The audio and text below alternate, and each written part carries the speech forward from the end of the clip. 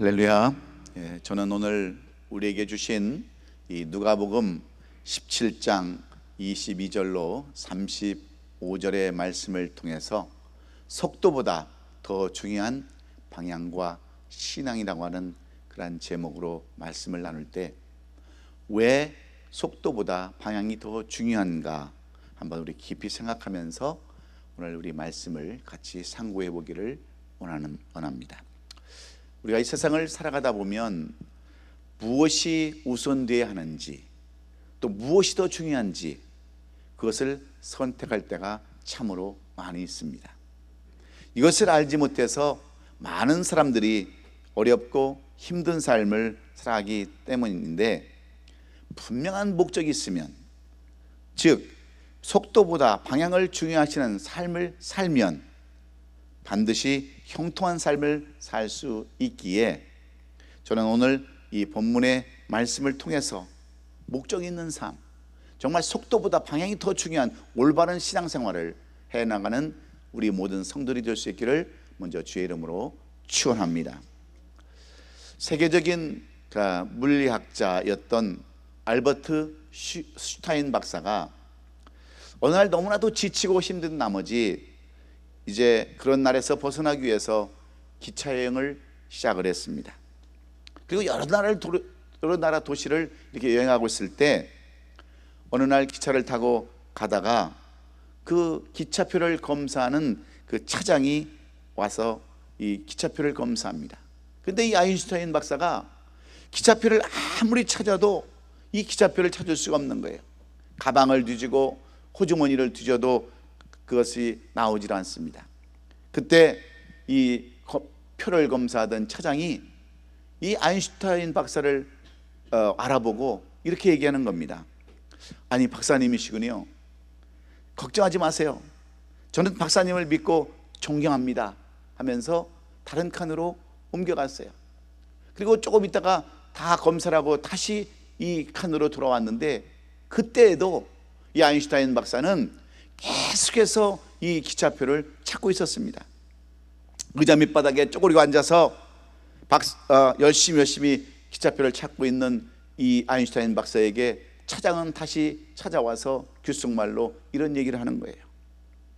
박사님, 저는 박사님이 절대로 무임승차하실 분이 아니라는 것을 저는 잘 알고 있습니다. 그러니까 걱정하지 마시고 일어나서 편히 의자에서 앉아가십시오. 이렇게 귓속말로 전했어요.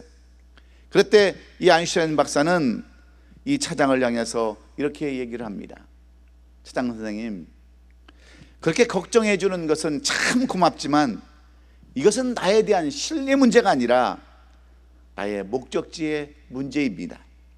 나는 지금 다음에 어디서 내려야 하는지 그 목적지를 몰라서 지금 그 표를 찾고 있는 거예요 라고 얘기했습니다. 아인슈타인 박사는 기차표를 잃어버린 것이 아니라 자기의 목적지를 잃어버렸기 때문에 그렇습니다. 오늘 이러한 모습, 기차는 가는데 목적지를 모르는 아인슈타인 같은 속도보다는 방향을 더 중요시하지 못하는 그런 삶을 살아가는 것이 우리들의 모습이기 때문에 그렇습니다. 남들이 보기에는 신뢰하는 많은 삶을 살아갑니다. 정신없이 열심히 성실하게 살아가는데 정작 중요한 목적지를 모르고 살아가는 것이 우리들의 삶의 모습이기에 어디로 가는지, 왜 가는지, 무엇 때문에 사는지를 알지 못한 채 목적과 방향을 잃어버린 그러한 삶, 속도만 내고 살아가는 그러한 삶을 우리들이 살아가고 있기 때문입니다. 뿐만 아니라 이런 모습은 우리의 신앙에서도 마찬가지입니다. 주일이면 교회 나와서 예배를 드리고 찬송하며 봉사하고 헌신하고 인정받는 삶을 살아갑니다. 누가 봐도 신뢰하는 만한 삶입니다. 그런데 내가 왜 교회에 나오는지, 무엇 때문에 신앙생활을 하는지 목적도 없이 그저 달려가기만 하는 것이 우리들의 또한 신앙의 모습이기 때문에 그렇습니다. 이런 모습은 마치 우리가 잘 알고 있는 소단의 개구리와 같은 모습과 똑같은 모습입니다. 솥에 물을 부어놓고 개구리를 집어넣으면 개구리는 처음에는 그게 무엇인지도 모르고 그 솥 안에서 즐겁게 헤엄쳐 다닙니다. 그런데 조금씩 불을 가하면 결국은 그 솥 안에서 삶아서 인생을 마치는 것처럼, 죽는 것처럼 우리의 삶이 똑같은 삶이라고 하는 거죠. 위험이 다가오는 줄도 모르고 안전하다, 평안하다, 안일하게 살다가 결국에는 망하는 삶을 산다고 한다면, 이런 모습이 바로 솥 안의 개구리와 무엇이 다를 바가 있겠습니까? 그래서 성경은 우리에게 분명히 경고하고 있습니다. 고린도전서 10장 11절에 그들에게 일어난 모든 일은 본보기가 되고 또한 말세를 만난 우리를 깨우치기 위하여 기록되었느니라, 이렇게 성경은 우리에게 말씀해 주고 있습니다. 뿐만 아니라 마태복음 26장 64절에서는 예수께서 이르시되 내가 말하였느니라, 그러나 내가 너에게 이르노니 이후에 인자가 권능의 우편에 앉아 있는 것과 하늘의 구름을 타고 오는 것을 너희가 보리라 보리라고 이렇게 분명하게 말씀해 놓으셨습니다. 그럼에도 불구하고 많은 사람들이 어떻게 합니까? 그냥 웃어넘깁니다. 무시해버립니다. 종말은 무슨 종말이냐고 거부감을 나타내며 살아가지 않습니까? 이미 수많은 종말론자들이 종말을 주장했고 종말을 이용했던 사이비 이단들 때문에 이 종말이라는 말 자체가 부정하게 하는 사람들이 얼마나 많은지 모릅니다. 믿는 사람들에게도 언젠가부터 이 종말이라고 하는 단어는 부담스럽게 짝이었고 추상적인 단어가 되고 말았습니다. 그런데 성경은 계속해서 이 종말에 대하여 증거하고 있음을 우리는 잊지 말아야 합니다. 신약 성경에만 무려 300번이 넘게끔 이 종말을 기록해 놓았습니다. 분명히 성경의 말씀은 1.16도 틀림이 없다고 하셨는데, 우리가 이 종말을 부인하거나 거절하면 그것은 곧 하나님의 말씀을 거절하는 것이고 부인하는 것은 죄에 빠진다는 것을 우리는 꼭 기억해야 합니다. 그러므로 우리는 종말이 있음을 믿고 늘 의식하며 살아가야 합니다. 그렇다고 해서 종말을 의식하며 그거에만 몰두해만 살라는 것은 그런 의미는 아닙니다. 종말의 신앙을 가지고 사는 삶은 현실에 충실한 삶을 요구한다는 것도 알아야 합니다. 그 이유는 방향을 모르고 속도만 내면 초보 운전자와 똑같기 때문에 그렇습니다. 그래서 오늘 이 제목이 뭐냐면 Face a world where direction is more important than speed라는 말이에요. Direction is more than speed. 그러니까 속도보다도 방향이 더 중요하다는 사실을 우리의 삶 가운데 알아야 하는 겁니다. 종말을 이유로 현실을 소리하고 대충 사는 것은 극단적인 종말주의자들이나 하는 짓이기 때문에 그렇죠. 그렇다고 해서 이와 반대로 현실에만 너무 충실하겠다면 이것 또한 잘못된 것임에 틀림이 없습니다. 어쨌든 우리는 성경에서 그토록 종말에 대해서 경고하고 있음을 우리는 잊지 말아야 합니다. 왜냐하면 이 종말에는 크게 우주적인 종말이 있고 또 개인적인 종말이 있는데, 이 개인적인 종말은 곧 우리의 죽음을 의미하고 있습니다. 그럼에도 이런 사실을 알지 못하고 이 세상을 살아간다면 우리는 솥안에 갇힌 개구리와 조금도 다를 바가 없기 때문입니다. 그래서 오늘 우리에게 주시는 이 본문은 바리새인들이 예수님께 질문하기를 하나님의 나라가 어느 때 임하냐고 물어봤던 그 질문을 이제 예수님께서 그 제자들에게 그대로 전해주는 말씀이 오늘 이 본문의 말씀입니다. 바리새인들도 종말의 때가 있음을 알고 예수님께 찾아와서 질문을 합니다. 이 질문에 예수님은 그때가 바로 노아의 때와 같을 것이고 또 노아의 때와 같을 것인데, 특별히 오늘 본문에서 가장 중요한 말씀 32절의 말씀처럼 롯의 기억하라 하시는 말씀입니다. 그렇다면 왜 예수님은 롯의 아내를 잃어버리지 말고 살라고 우리에게 당부하는 것일까요? 롯의 아내야말로 종말을 의식하지 아니하고 살다가 멸망당한 가장 큰 비극적인 인생의 모델이기 때문입니다. 우리가 창세기 19장을 살펴보면 롯과 그의 아내는 소돔성에서 살았습니다. 그 성은 물질적으로 풍요한 곳이었어요. 그리고 화려한 곳이었습니다. 사치와 방탕과 음란이 가득했던 죄악의 도시가 바로 소돔과 고모라였습니다. 특별히 남녀 동성애가 성행했던 취약하고 더러운 것이 소돔과 고모라 성 아니었습니까? 이런 곳에서 아브라함의 조카였던 롯이 그의 아내와 두 딸과 그곳에서 살았습니다. 그들도 하나님을 믿는 사람들이었지만 그들도 모르게 점점 그 성 안의 풍속과 또 문화에 빠져 그들은 세상에 물들어 살게 되었죠. 이전에 하나님의 경고가 있었지만 그들은 소돔성을 떠나지 못했습니다. 그러다가 유황불 심판이 가까워지자 천사들의 경고를 그때서 듣고서 부랴부랴 이 소돔성을 탈출합니다. 그때 롯의 사위들은 어떻게 했습니까? 이 모든 것들을 다 농담으로 여겼습니다. 우습게 여기고 무시해버렸습니다. 그래서 두 딸과 네 식구만 그 성을 빠져나게 되었는데, 천사의 경고를 무시한 롯의 아내는 소돔성에 임한 재앙을 벗어났음에도 불구하고 소돔 끄딩이 되었다고 하는 것이 성경에서 말씀하는 내용 아닙니까?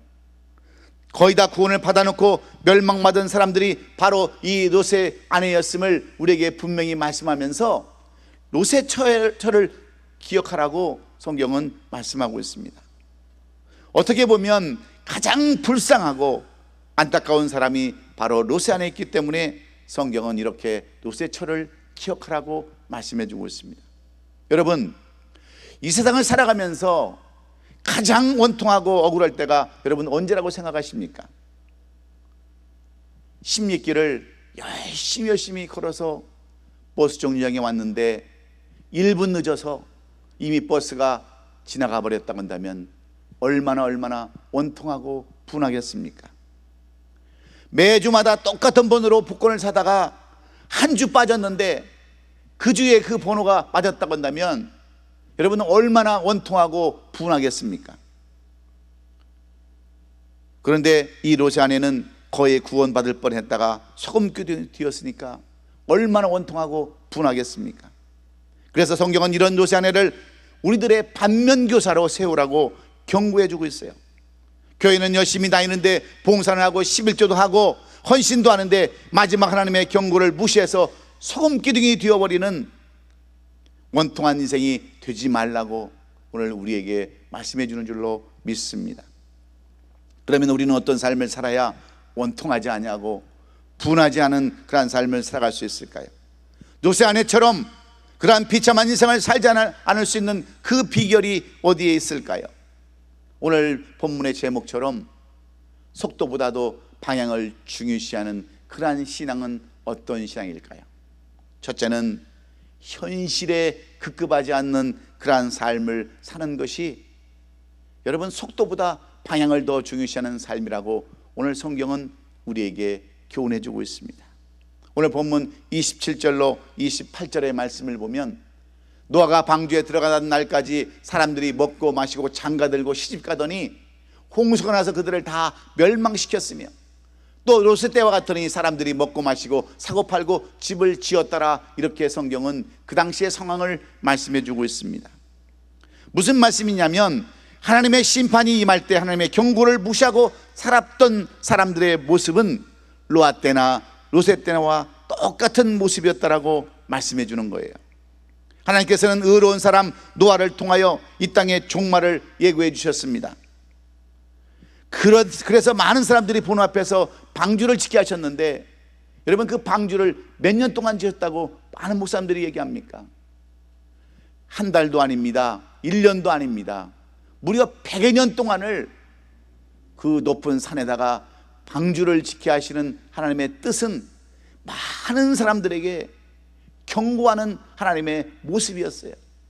그래서 현실에만 이렇게 급급하지 말고 노아로 하여금 방주를 지키게 하는 모습을 보면서 미래까지도 바라보라고 하는 그러한 뜻으로 여러분 하나님은 100여 년 동안 이 방주를 지키게 하신 줄로 저는 믿습니다. 그런데 당시 대부분의 사람들은 이 경고를 듣지 않았습니다. 아예 무시해버리고 비웃었습니다. 그들은 노아가 방주에 들어가는 날까지 먹고 마시고 장가들고 시집갔다라고 성경은 그렇게 말하고 있지 않습니까? 그런데 그 상황은 요새 때에도 똑같았다고 말씀하고 있어요. 유황불의 심판이 그들의 목전에 있음에도 불구하고 그들은 먹고 마시고 사고 팔고 심고 집을 지었다라고 했습니다. 한마디로 얘기하면 현실에만 급급한 삶을 살았다라고 그렇게 말하고 있습니다. 하나님의 말씀은 전혀 귀담아 듣지 않았다고 하는 지적과도 같습니다.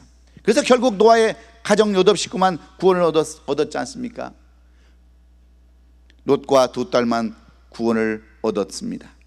그래도 미래를 바라볼 줄 아는 현명한 사람들이 택함을 받게 되었던 거죠. 강박한 현실에 묻혀 사는 것이 아니라 좀 앞을 보고 미래를 바라볼 줄 아는 그러한 지혜가 바로 속도보다 방향을 더 중요시하는 삶이라고 우리에게 이렇게 가르쳐주고 있습니다. 여러분, 돈 버는 것 중요하죠. 삶 사는 것 중요합니다. 그러나 여러분, 현실에 너무 급급해서 너무 여기 현실을 바라보고 여기에 묻혀 산다면 결국은 우리의 가장 중요한 종말론적인 신앙을 놓치고 산다고 하는 것 잊지 마시고 좀 더 여행도 좀 다니시고 앞을 좀 바라보시면서 넉넉한 삶을 살아갈 수 있는 그런 마음을 갖는 우리 성도들이 될 수 있기를 예수님의 이름으로 축원합니다. 14세기 벨기에에 레이몬 3세라고 하는 그런 왕이 있었어요. 그는 먹고 노는 것을 너무 좋아해서 매일매일 잔치를 열고 국고를 이렇게 자기 마음대로 흥청망청 사용을 했습니다. 나라의 국정이나 백성들은 판신팍격이었기에 결국 그 동생이 반란을 일으켜서 구테타를 일으켜가지고 왕권을 잡았습니다. 그런데 이 동생이 형을 그대로 죽일 수가 없어서 형에게 마지막 기회를 주기로 합니다.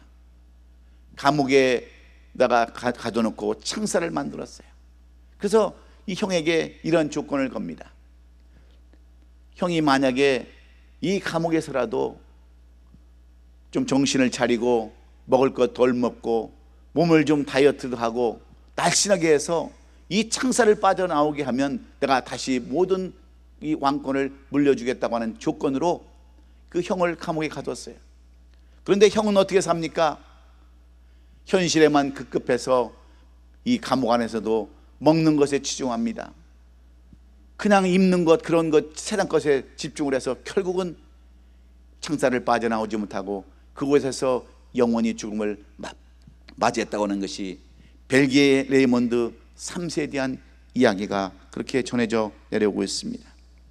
마치 노아 시대처럼 소돔과 고모라 시대처럼 세상 것에만 집착하고 살았기에 그의 인생은 그렇게 비참하게 끝날 수밖에 없었습니다. 그래서 마태복음 6장 24절의 말씀은 한 사람이 두 주인을 섬기지 못할 것이니 혹 이를 미워하고 저를 사랑하거나 혹 이를 중히 여기고 저를 경히 여김이라. 너희가 하나님과 재물을 겸하여 섬기지 못하니라. 무슨 말씀입니까? 현실에 너무 급급해서 물질과 하나님을 겸하여 섬기는 그런 일들이 없도록 늘 앞을 바라보고 미래를 바라보는 그런 삶을 살라고 우리에게 말씀해 주고 있어요. 사랑하는 우리 성도 여러분, 세상 것을 더 의지하기 때문에 멸망의 날을 알지 못하고 망하는 삶을 살게 된다고 하는 것을 우리는 잊지 마시고 오늘도 종말을 바라보면서 이 시대가 지금 종말의 시대 아닙니까? 우리가 생각하지도 못했던 이런 지금 코로나 사태를 만나가지고 2020년도는 우리의 생에서 이미 사라져버린 그런 날이 아닙니까? 많은 사람들이 그렇게 얘기를 해요. 중국에서 만든 것은 대부분 가짜고 짝퉁인데 정말 제대로 만든 것이 하나 있다. 그게 뭐냐? 바로 코로나 바이러스라는 거 아니겠습니까? 여러분, 세상은 지금 종말을 향해서 달려가고 있는 이때에 우리가 무엇을 바라보고 살아야 되겠습니까?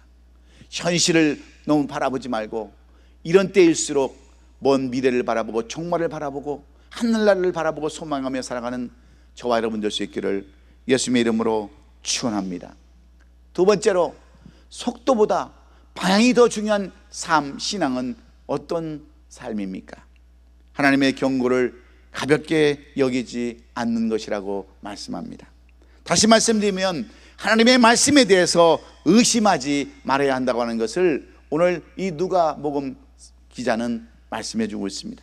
오늘 본문 29절에 보면 롯이 소돔에서 나가던 날에 하늘로부터 불과 유황이 비오듯이 하여 그들을 멸망시켰다, 이렇게 써놨습니다. 이 말씀을 자세히 살펴보면 분명히 롯의 아내는 천사의 경고를 들었습니다. 소돔성에 더 이상 머물 곳이 아닌 것도 그는 알았어요. 그래서 남편을 따라 두 딸과 함께 그것을 나왔는데, 문제는 이 롯의 아내가 천사의 경고를 반신반의하며 의심했다고 하는데 문제가 있습니다. 정말 이 성이 망하게 되는 것일까? 그런 일이 일어나지 않는다면 어떻게 되는 것인가? 정말로 이 성이 망하지 않는다면 내가 지금 놓고 나온 저 많은 물건들은 누구의 소유가 될 것인가 하는 이런저런 생각에 또다시 의심하고 그 성을 되돌아봄으로 말미암아 소금기둥이 되었다고 하는 것이 성경이 말하는 내용들입니다. 창세기 19장 17절에 사람들이 그들을 밖으로 이끌어낸 후에 이르되 도망하여 생명을 보존하라, 돌아보거나 들에 머물지 말고 산으로 도망하여 멸망을 면하라고 분명하게 말했지만, 이 롯의 아내는 이 말을 의심하고 믿지 않고 무시해버림으로 말미해서 결국은 소금구덩이 되고 말았습니다. 세상에 썩어질 것에 대해서 소망과 미련을 둔 죄 때문에 결국은 이렇게 망하는 자리에 서게 되었습니다. 이 죄는 곧 하나님의 경고를 무시한 죄였습니다. 그렇습니다. 하나님의 경고를 가볍게 여기면 결국은 망하는 자리에 서게 된다고 하는 것을 우리는 잊지 말아야 합니다.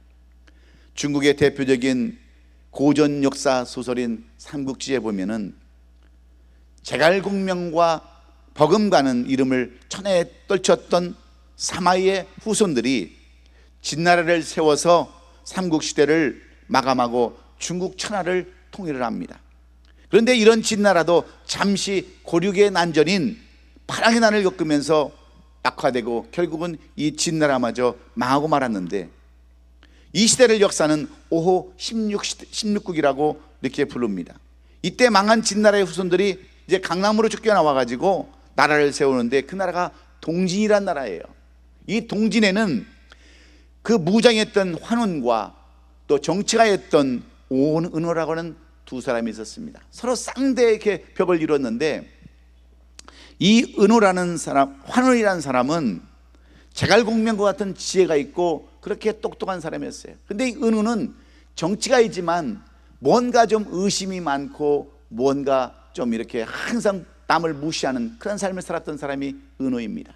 그래서 전쟁에 내보내도 항상 이렇게 패해서 돌아오는 거예요. 그래서 결국 은호는 정치에서 물러나 가지고 야인으로 돌아갔을 때 그 동진의 나라였던 환운이 이 은호에게 편지를 하나 써서 보냅니다. 그대 은호는 재능이 없는 자가 아니요 일시 문제 처리방을 잘못 선택한 것임을 다른 사람은 몰라도 나는 잘 알고 있기에 나는 그대를 상서령 부총리급에 추천하는데 그대 뜻이 어떠한지 알려주오 하고 편지를 보냈어요. 이 편지를 받은 은호가 너무나도 감격을 했습니다. 아직까지 나같이 야인이 되어버린, 이미 폐인 되어버린 나를, 이 나라의 그 무장이었던 한원이 나를 기억해 주는구나 하고 그 편지를 수없이 읽어보고 답장을 썼습니다. 뭐라고 답장을 썼느냐? 내가 당신의 제의를 수락해서 무슨 일이 있어도 충성하고 맹세하고 당신의 정말 오른손과 같은 그러한 수족이 되겠습니다라고 글을 써서 편지에 담았어요. 그런데 어떤 생각이 드느냐? 이 편지가 제대로 도착이 될까? 남이 이것을 바꾸면 어떨까? 이 내용을 바꿔서 오히려 모함하면 어떨까? 하고 그 편지를 썼던 내용을 수없이 넣었다 뺐다 하고 뜯었다 붙였다 하면서 수없이 하다가 결국은 이 내용을 붙였는데 빈 봉투만 보내게 됐어요. 그래서 이 환우이라는 사람이 그 봉투를 딱 받아보고 빈 봉투인 것을 보면서 이렇게 결정을 했어요. 아, 빈 봉투를 보낸 거 보니까 네가 내 밑에 와서 일하는 것이 원치 않는구나 하고 잊어버렸습니다. 이것도 모르고 은유라는 사람은 수일을 기다리면서 결국은 혼자 기다리다가 지쳐 죽었다고 하는 것이 삼국지에 기록된 내용들이에요. 여러분, 의심을 하면 결국은 자기가 스스로 망할 수밖에 없다고 하는 것을 우리에게 말해주는 그러한 내용들입니다. 그래서 성경에서는 의심한 자는 마치 바람에 밀려 요동하는 바다 물결 같으니 이런 사람은 무엇이든지 죽게 얻기를 생각하지 말라고 성경은 그렇게 써놨어요. 왜 그렇습니까? 의심은 곧 불행과 직결되기 때문에 그렇습니다. 그래서 우리는 하나님의 그 말씀을 여러분 무시하거나 하나님의 경고를 여러분 무시하면 안 되는 거예요. 의심하면 안 되는 겁니다. 이 성경에 기록된 이 말씀을 그대로 받아들여서 이제 곧 얼마 있지 않으면 세상 종말 끝나는데, 종말이라는 것은 여러분 우주적인 종말이 있고 개인적인 종말이 있다고 그랬어요. 우리도 언젠가는 종말이 되는데 그 종말 끝에 가서 우리가 과연 어떤 삶을 살아가는가, 어떻게 우리가 구원을 얻고 어떻게 영원한 천국에 들어갈 수 있는가를 여러분 아는 것은 하나님 말씀을 끝까지 우리가 믿고 따를 때 그런 역사가 임하는 줄을 믿고 하나님의 경고를 무시하지 않냐고 의심하지 않는 우리 성도들 될 수 있기를 예수님의 이름으로 축원합니다. 마지막으로 속도보다 방향이 더 중요한 신앙은 어떤 신앙입니까? 마지막 날을 준비하며 살아야 한다고 하는 것이 오늘 이 누가복음이 우리에게 전해지는 교훈의 내용입니다. 오늘 본문 30절의 말씀을 보면 인자가 나타나는 날에도 이러하니라 그랬습니다. 사람들은 너무나도 현실에 급급합니다. 하나님의 경고를 무시하며 살아갑니다. 그래서 주님은 이 누가복음서를 통해서 재차 강조하는 말씀이 인자가 오시는 날에도 이러한다라고 경고하고 있습니다. 그러므로 종말의 신앙을 가지고 사는 사람들은 무엇보다도 정신 차리고 살아야 합니다. 깨어서 세상의 추악함에 물들지 않고 성실하게 살아가야 하는 것이 우리들의 해야 할 일들이에요. 그렇지 않으면 세상의 유혹에 다 젖어버리고 뺏길 수밖에 없습니다. 그래서 예수님은 말씀하시기를 마태복음 24장 42절에서 그러므로 깨어있으라 어느 날에 너희 주가 임할는지 너희가 알지 못함이라 말씀하십니다. 언제 어느 때 주님이 오셔도 언제 어느 때 종말이 와도 당하지 않도록 항상 기도와 말씀으로 무장하고 살라고 우리에게 말씀합니다.